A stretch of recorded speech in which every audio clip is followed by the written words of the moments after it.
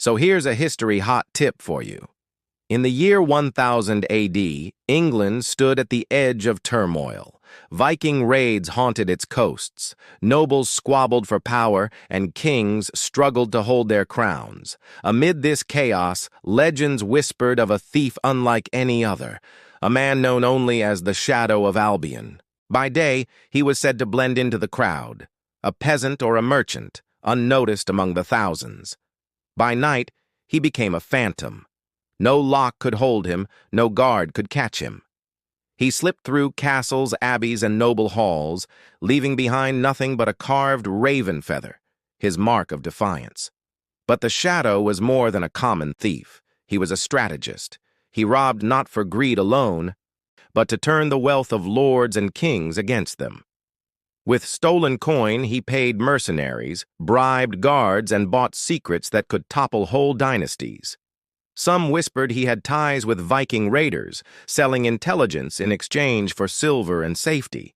Others claimed he was a former knight betrayed by the crown, now exacting his revenge.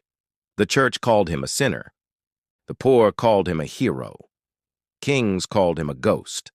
And by the time William the Conqueror crossed into England decades later, the name of the Shadow of Albion had already become a myth.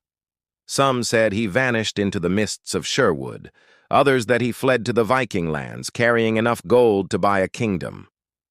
What is certain is this: in an age when crowns rose and fell, the most powerful man in England was not a king, nor a priest, nor a knight, but a thief who mastered shadows.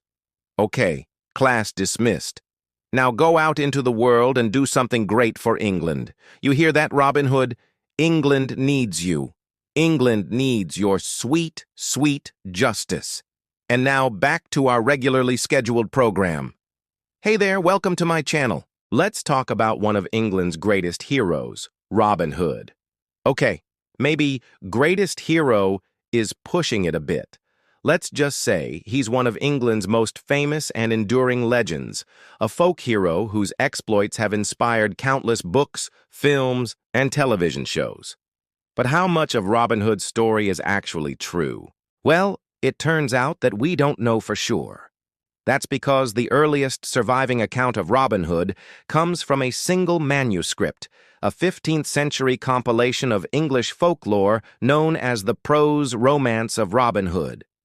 This tells the tale of Robin Hood as we know it today, complete with his band of merry men, his fight against the Sheriff of Nottingham, and his romance with Maid Marian. But this version of the story was written more than 400 years after Robin Hood's supposed lifetime, so it's possible that a lot of the details were added later.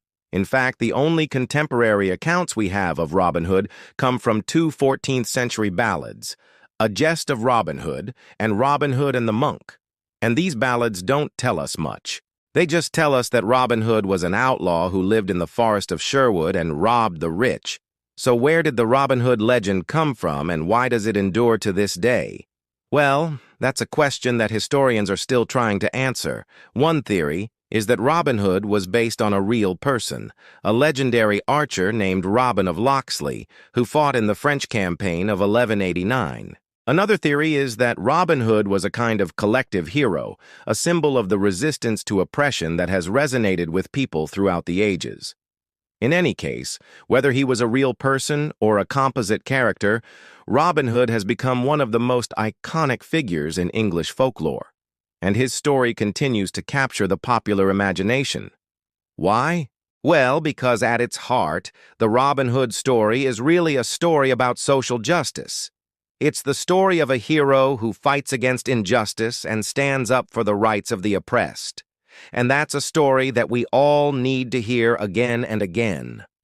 Thank you for watching, and let me know what you think. Was Robin Hood a real person? Or is he simply a product of the popular imagination? Let me know in the comments below. If you enjoyed this episode, please be sure to subscribe so you never miss an exciting episode. And if you want to learn more about medieval England, stay tuned for more information. Thank you for watching. Bye.